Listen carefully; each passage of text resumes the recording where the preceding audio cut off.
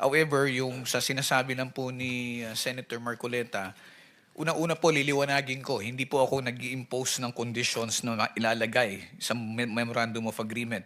It is an agreement between the Secretary of Justice representing the WPSB and the applicant. Now, as to whether or not restitution will be included there will depend on the evaluation of whatever statements will be submitted to us. So, gusto mo talagang patagalin itong usapan na to? Ano, pinaliwanag ko Tama lang, na, tama na. pinaliwanag ko lang ho, sir. Hindi Pinaliwanag gusto- ko lang ho. Okay, okay. Your Honor, okay lang po ba? Bago ko po ituloy itong kay Kong Roman Romulo, baka po pwedeng magtanong ako kung kumustahin ko sana yung status po namin sa WPP kasi That's beside the point. You have to settle that with the DOJ, not with the... okay lang po. Tanong ko lang po sandali ang abogado. Sige. PG, Padulyon. Mr. Chair, when we return to Mr. Diskaya, I'd also like to ask. Thank you, Mr. Chair. Apo.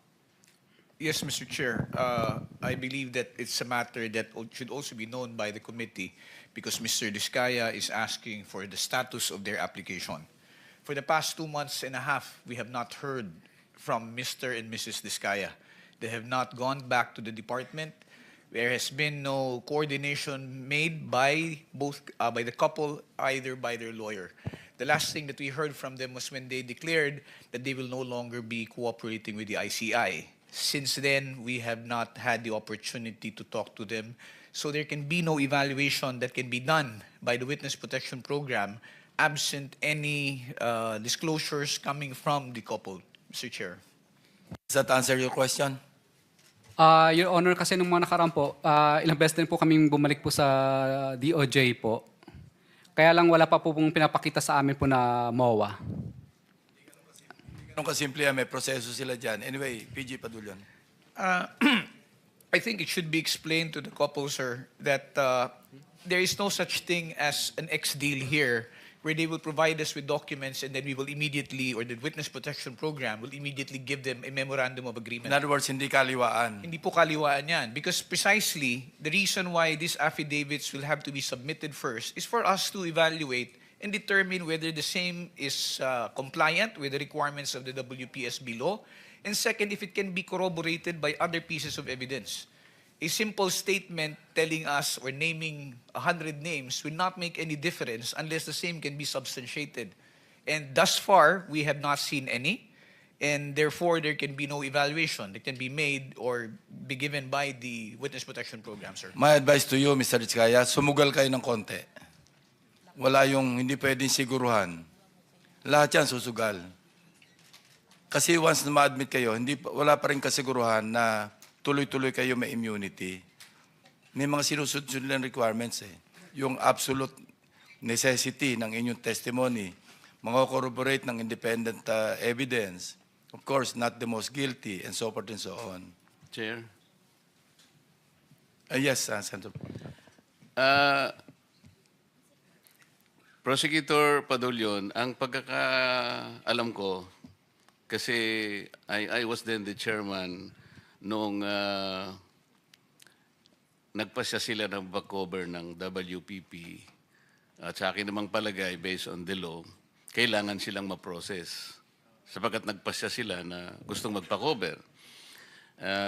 Ang problema kasi at that time, the then Secretary of Justice made an opinion that the Diskaya should first make restitution. Kaya doon po yata na-stall yun eh. Considering that restitution is not even one of the requirements para ma-process. Kasi nag-a-apply pa lang sila eh. I was trying to explain then, Mr. Chair, na in the process of the application of the Diskayas, restitution is not one of the requisites. Kaya lang, pinipilit ni then Secretary Remulla, now Ombudsman, na magre-restitute sila. So, doon yata na-stall ang pinag-uusapan. Ngayon, ang pagkakaalam ko rin po, Mr. Chair, si Yusek Bernardo, parang he was already granted provisional, anong tawag doon?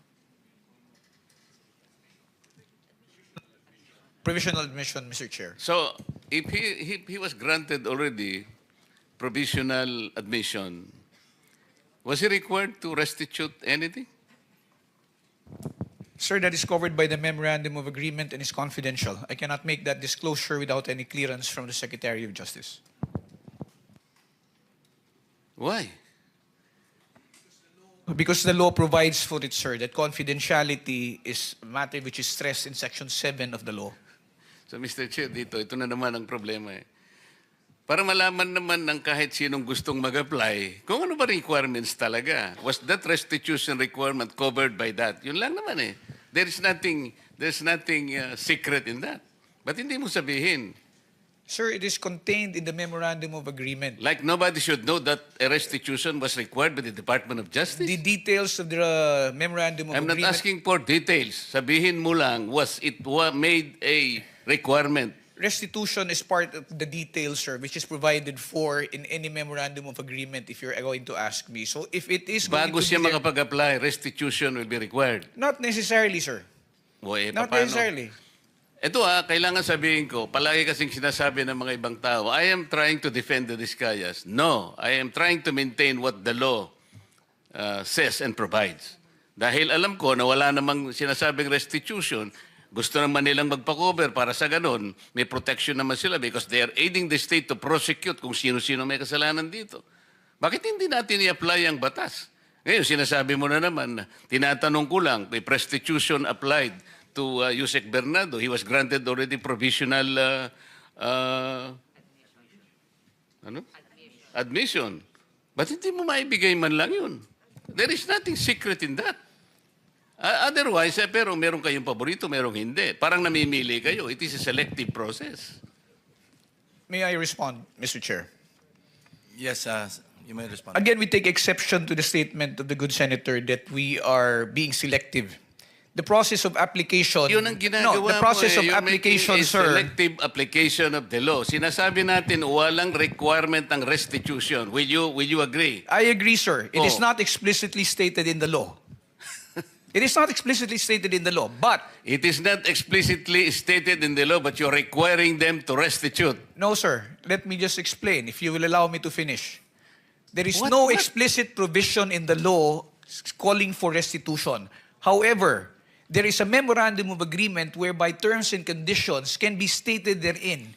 And if there is agreement as to restitution, Alam mo, yung the same can memorandum be of included. agreement, hindi siya kasamang restitution. Yung pagka siya na-admit na as state witness, kaya mo lamang siya lalagyan ng memorandum so that he can cooperate with the DOJ in prosecuting this case. Precisely, Huwag mong sir. iisipin na i-include mo yun doon sa memorandum. You are deviating from the law itself. There is no deviation, sir. Sabihin mo sa akin kung anong provision that the memorandum will require restitution. There is nothing in the law, again, which states Ito that... yung problema ninyo eh. Palagi kayong ganyan kung makipag... No, sir, we're being very candid with the and then sasabihin nyo committee. take exception. Kayo ang nagte-take exception, pati batas eh, binabago ninyo. No, sir. If the Diskaya couple would want to be admitted, all they had to do is go through the same process. But it's not a matter only of... Pumunta na sila. Yes, sir. But they have not... Alam mo, si Secretary Boying Rimulya ang nandito. Nag-uusap pa sila dito. Okay? Sabi niya sa mag-asawa, Mr. Diskaya, sige, bukas na bukas, isama mo yung asawa mo, magkikita tayo sa din. Nandito pumunta siya rito. Kaya ang palagay ko noon, ipo-process. Processing lang naman. If they will not qualify, okay lang sa akin yun. But, hindi nga sila natuloy sa process because they were required. Restitution. Kaya ang nakikita ko dito, merong blocking. Di ba? Napakasimple na pinag-uusapan natin, Prosecutor Papadulyon. Huwag na nating i-complicate ito.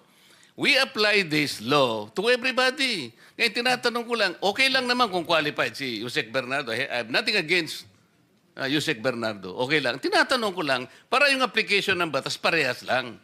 So, halimbawa, kung wala namang restitution si Yusek Bernardo, why will you apply restitution to these people? Sir, we did not... That was a statement made by former Secretary Rimulya. When they were referred to Department of Justice for processing, it was because there was a legislative inquiry which was going on, and the Diskaya couple, during the time that they were testifying, stated that they wanted to be provided security and protection. Immediately after they went to the department, said security and protection was provided to them without any consideration yet as to their application into the program. The evaluation for purposes of being considered in the program is a different process which has not been completed. That is the reason why they have not yet been considered as possible state witnesses in the It cases was which are never pending. completed because you were insisting on restitution. Drop it. Para sa ganun, kung mag-a-apply sila at kung qualified sila, pagbigyan ninyo. Yun lang ang ano dyan. No, sir. Again, let me disabuse the mind of the good senator. There is no requirement that for purposes of processing, they will have to go through or they will have to make restitution. Yun nga Because it will sinabi ni still go Boying through Rimulya. evaluation. Sinasabi ko sa iyo, yun ang sinabi niya sa press conference niya. Sinabi niya yun eh. Alam mo, mag-a-apply lang eh, sinasabi ko. Kung ang restitution mangyayari at the end of, let's say, napakita talaga na meron silang pananagutan sa batas. Later on, restitution is talagang kailangan. Pero nag-a-apply lang yung tao eh. Kaya nga, Witness Protection and Benefit Program. There is no reason to burden these people for another requisite which is not even in the law. So kung qualified sila, i-process natin. Kung nag-qualify, salamat. Kung hindi sila nag-qualify, wala tayong magagawa. Mr. Chair, it is not as if the reason why they are not being processed is because of the restitution that you mentioned. The fact is... Prosek, ang sinasabi ko, hindi, yun ang naging unang dahilan kasi, kaya siguro nabanggel ito. Maraming procedures dyan. Kaya lang, ang sinasabi ko, ang pinipilit kong ipaintindi sa'yo, ay yun doon pa lang doon pa lang na-stop na sapagkat pinilit ni Secretary Boying, mag-restitute ka muna. Sabi ko, nawala na.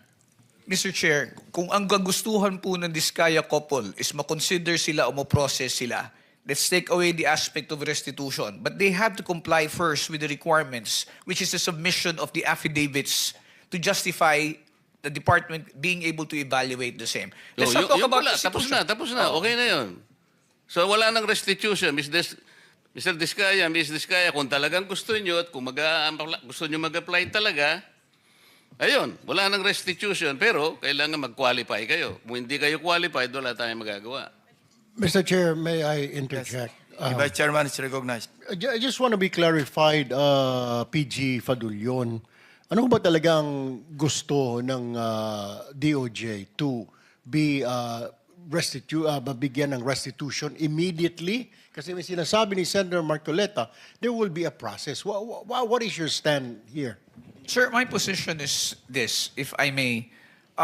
Restitution, Senator Marcoleta is correct when he pointed out that restitution is not a requirement under the WPSB law. Okay. It is, as I said, it is not explicitly stated there. However, when the process of when the witness who applies to be admitted into the program is evaluated, and for example they qualify, their qualification is now subject of a memorandum of agreement between the department represented by the secretary and the applicant. Now, in the memorandum of agreement, there are terms and conditions that may be agreed upon or imposed by the parties. And restitution is part of them. If I may be allowed to explain further. Kung halimbawa po, meron po tayong witness na nag-a-apply sa programa.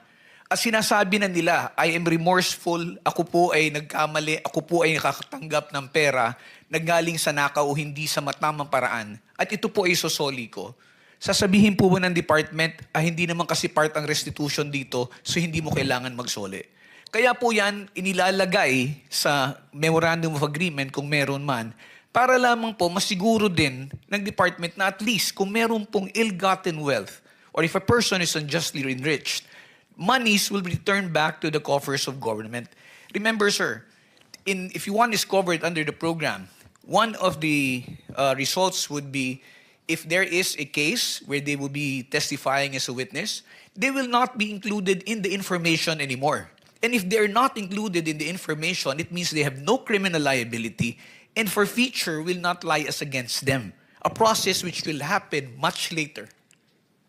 Okay, so Republic Act 6981, PG Padulyon, Section 5, it states na to comply with legal obligations plus to cooperate with respect to all reasonable requests. Ang tanong ko po ngayon, ano ba ang mga unreasonable sa pagbabalik na ninakaw na yaman? Can you give me some? Let me just be clarified, Mr. Chair. Ano po ang magiging, ano ang reasonable kung magbabalik po? Kasi ang sabi, legal obligations, reasonable request. So it's a reasonable request. Pero it doesn't mean to say na you are, it's their obligation. Is that Yes, sir. correct? Yes, sir. Kasi po, kasama po yan doon sa pagpapakita po ng pagsisisi ng kung sino man pong aplikante na sinasabi niya, kung ako po ay may nakuhang yaman sa pamamaraan na hindi po legal, at ako po ay humihingi ng kapatawaran, at ako po ay willing na tumistigo, at isosoli ko po. Natural po, ipapalagay po natin yan sa loob ng Memorandum of Agreement, at yan po ay mapupunta sa gobyerno. Kaya po, ang tanong ko po ngayon sa PG Padulyon, is that reasonable ba o unreasonable ang pagbabalik ng pera na kinuha sa taong bayan? Which is which? It is definitely not unreasonable. I would say it is only reasonable and within reason to return the same. Thank you, Mr. Chair. Hypothetical, ano? Halimbawa, nag-apply yung couple, Diskaya couple. Sinabi nila, halimbawa, papasok sila sa MOA. Okay, ito po yung aking mga account numbers, ito yung bangko. Willing po akong i-waive kung magkano man ang laman nitong account number na ito. Tama po ba yung hypothetical situation na ganon? That would be one correct means, Mr. Chair. Or halimbawa, ito po yung estimate ko na kinita ko sa aming pagkokontrata na merong ghost project. Nag-estimate siya. Nagbigay siya sila ng estimated amount na sa tingin ninyo acceptable kasi yun ang base rin sa reasonable na computation. Kasama rin yung sa MOA. That will also be included in the MOA, So sir. hindi immediate na Hindi po pagpasok immediate. nila, babayad na kagad sila. Parang extortion yun. Yes, sir. Hindi po immediate. Kasi mangyayari niyan is parang you paid your way to be able to be Yes. admitted. Parang you buy your way Yes, sir. in to the Yes, sir. program. Ito po, it's a So necessary... merong miscommunication. Yes, sir. Wala nga sa batas ang restitution, pero it could come later. Yes, sir. Parang as a pledge, as a commitment. Yes, sir. That is correct, Oh. Mr. Chair. Thank you. Mr. Chair, ikaw na nga nagsabi, Prosec, it is not in the law. Okay. Gagawa ka ng paraan para i-circumvent mo yon, papasukan mo doon sa memorandum. Reasonably ba yung maglalagay ka ng isang bagay that was not even provided as a requirement? Alam mo, as a lawyer, sinasabi natin palagi, the spring cannot rise higher than its source. Ano yung source? The law itself, di ba? Bakit ka ngayong gagawa to circumvent it para lang ipakita mo? Alam mo, you'll be abusing. That is grave abuse of discretion. Hindi mo nga alam, magkano isosoli nila, for example. Alam mo ba kung paano isosoli? Doon lang sa solian, doon lang magkakaroon na ng corruption dito. What was not given to you by the law, you cannot have it. Dito tayo nagkakaproblema, Mr. Che. Kaya ang pinag-uusapan lang, these people, gusto nilang tulungan ang Estado. We're not, hindi man hidden wealth pinag-uusapan Mrs. dito. Diskaya wants to say something. Can we allow her? Pwede natin magsalita ka muna. Yes po. I-confirm ko lang po kasi with what attorney Fadulyon said na meron kaming we were given temporary security. Definitely we weren't kasi I had to get our own security for me and my kids after the session here where we mentioned the 17 congressmen. So hindi po kami nabigyan ng DOJ ng any security whatsoever. And then yung sinasabi na hindi kami nakikipag-cooperate. Actually, the affidavits that they were requesting were prepared and we were ready to give it to DOJ. Pero kasi we were required to restitute first. So hindi namin You were required to restitute. Oo, How much?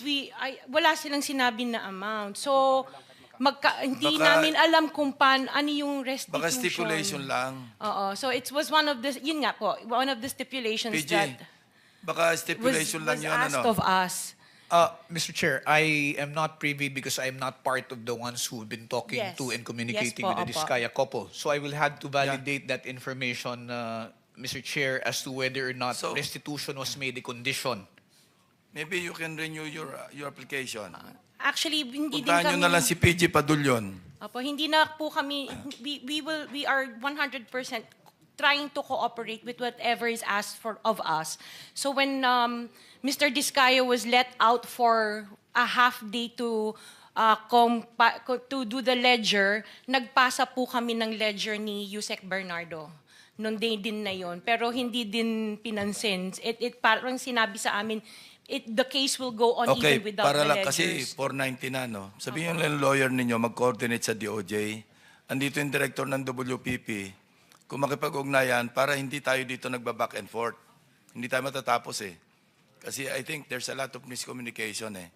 No, iba yung interpretation, iba yung interpretation. Yes, So, Mr. Senator Chair. Rizal, Mr. you're Chair. about to... Yes, salamat Mr. Chair. Since sinabi ni Ms. Diskaya na gusto nilang mag-cooperate 100% sa mga investigasyong ito, just to make of record explicitly, bukod po sa sinabmit na nilang mga proyekto ng Alpha and Omega 2016 to 2022, iniintay pa po ng komite yung mga proyekto 2016 to 22 ng St. Gerard, St. Timothy, Amethyst Horizon, St. Matthew, Great Pacific Builders, at Elite General Contractors. Plus po, yung mga joint venture agreement projects ng mga Diskaya taong 2016 hanggang 2022 din, Mr. Chairman. Salamat po.